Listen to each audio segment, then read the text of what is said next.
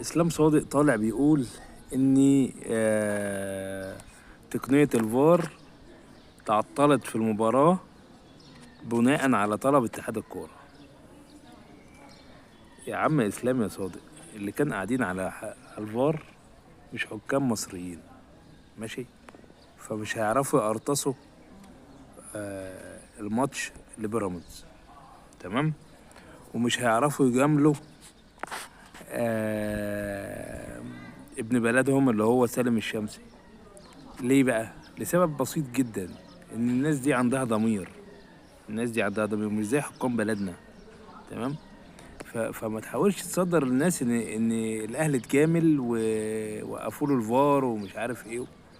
الناس دي ما عندهمش الحكايه دي خالص، والا كان اتحاد الكوره طلب وقال كل